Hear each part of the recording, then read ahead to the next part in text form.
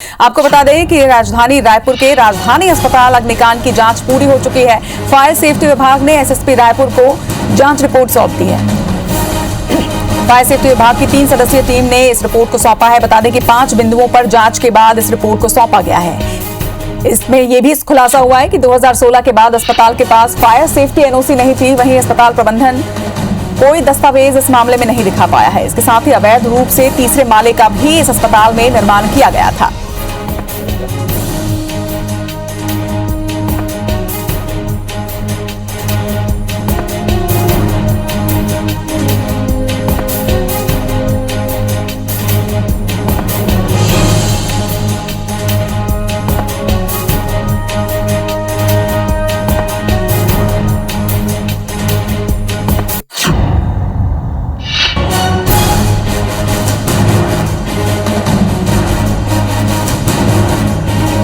तो राजधानी अस्पताल अग्निकांड की जांच पूरी हो चुकी है। फायर सेफ्टी विभाग ने एसएसपी को इसकी पूरी जांच रिपोर्ट को सौंप दिया है। 3 सदस्यीय टीम ने इसमें निरीक्षण किया, जांच की और अब इस रिपोर्ट को सौंपा गया है। बता दें कि 5 बिंदुओं पर जांच की गई थी और इसमें यह सामने आया है कि 2016 के बाद अस्पताल के पास फायर सेफ्टी एनओसी ही नहीं थी। इसके साथ ही अस्पताल का जो तीसरे माले का निर्माण किया गया है उसके भी कोई दस्तावेज नहीं है।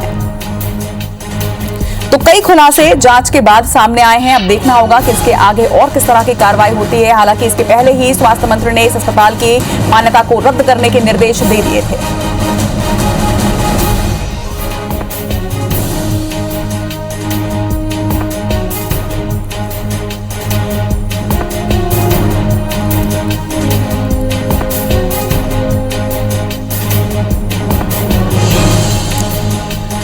तो ये बड़ी खबर, बड़ा अपडेट इस अग्निकांड से जुड़ा आपको बता रहे हैं। जिस तरह से राजधानी अस्पताल अग्निकांड में 7 लोगों ने अपनी जान गंवाई थी, जिसके बाद अलग अलग विभाग को जांच के आदेश यहां दिए गए थे। अब फायर सेफ्टी विभाग की जांच पूरी हो चुकी है।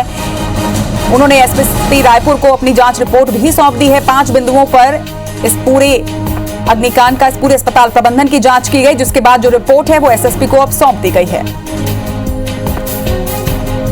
जरा जानकारी के साथ हमारे सहयोगी तहसीन जैदी इस वक्त हमारे साथ जुड़ रहे हैं। तहसीन, राजधानी अस्पताल में जो अग्निकांड हुआ उससे सभी वाकिफ हैं और उसके बाद इसकी मान्यता को भी रद्द किया गया है और अब फायर सेफ्टी विभाग की जांच रिपोर्ट भी सामने आ चुकी है। क्या कुछ अहम खुलासे इस रिपोर्ट में किए गए हैं?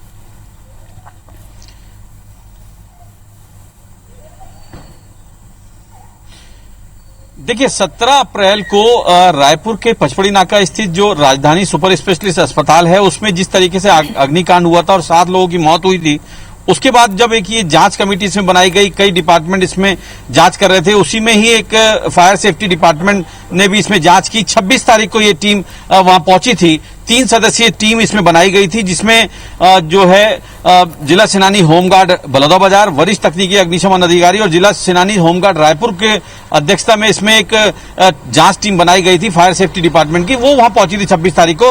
तो वहां पे जब पहुंची है, वहां पे सबसे बड़ा इस बात का वहां पे खुलासा हुआ है कि इस अस्पताल ने बनने के बाद साल 2016 में नगर निगम का जो फायर ब्रिगेड होता था उसके बाद से और घटना दिनांक तक कोई भी फायर सेफ्टी की एनओसी नहीं ली गई थी, जबकि साल 2017 में फायर सेफ्टी डिपार्टमेंट की स्थापना प्रदेश में हो चुकी थी।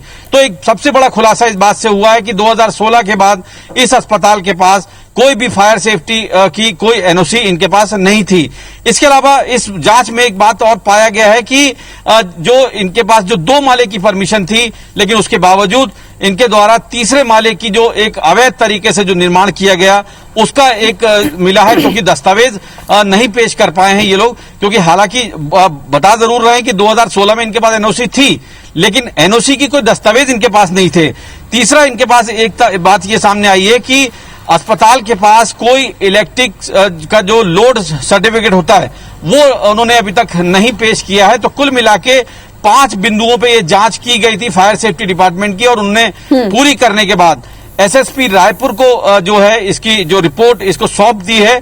और जिस तरीके से अभी खुद रायपुर एसएसपी इस बात को बोल रहे हैं कि वो रिपोर्ट को आगे जो है वरिष्ठ अधिकारियों और प्रशासन तक वहां पहुंचाया जाएगा। अब देखने वाली इसमें बात होगी, क्योंकि इसमें क्लियर हो गया है कि यहाँ सीधी सीधी लापरवाही और लोगों की जान से खिलवाड़ यहाँ पे किया गया था, साफ तौर पे यहाँ पे जांच में सामने आया है। तो फिलहाल अब देखने वाली बात होगी कि प्रशासन अब ये रिपोर्ट मिलने के बाद किस तरीके का निर्णय लेता है। जी, निश्चित तौर पर आगे क्या कार्रवाई होगी ये तो देखना होगा तहसीन, लेकिन इसके साथ ही बड़ा सवाल ये भी खड़ा होता है कि ये तो अग्निकांड के बाद इस तरह की जांच की गई, अगर समय पर निरीक्षण हुआ होता तो शायद इतने लोगों को आज अपनी जान नहीं गंवानी पड़ती।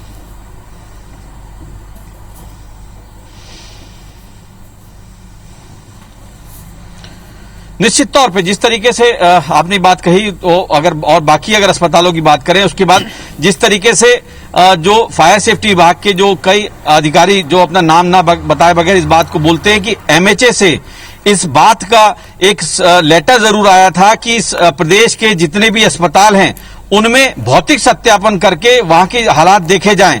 तो उसके बाद जो है, अब आप इससे साफ अंदाजा लगा लीजिए कि एमएचए के जो लेटर था उसकी कितनी अनदेखी यहाँ पे की गई। उसकी परिणति ये हुई कि इस अस्पताल के कोई भी जो है भौतिक सत्यापन नहीं किया गया, और उसकी परिणति ये होती है कि यहाँ अग्निकांड होता है और 7 लोग जो बेकसूर लोग जो हैं, जो अपनी जान का इलाज कराने आए थे, जान बचाने आए थे, वो अपनी जान गंवा बैठे। तो कुल मिला के ये कह सकते हैं कि यहाँ पे साफ तौर पे लापरवाही प्रबंधन के यहाँ पे देखने में आई है। यहाँ पे एक बात और बताना चाहेंगे रचना जी की, जो फायर सेफ्टी विभाग के अधिकारियों से जो हमारी बात हुई, उनका ये कहना था कि वहां पे जांच के दौरान कोई भी ऐसा अवशेष नहीं मिले कि वहां पे किसी तरह के कोई फायर सेफ्टी के उपकरण हो।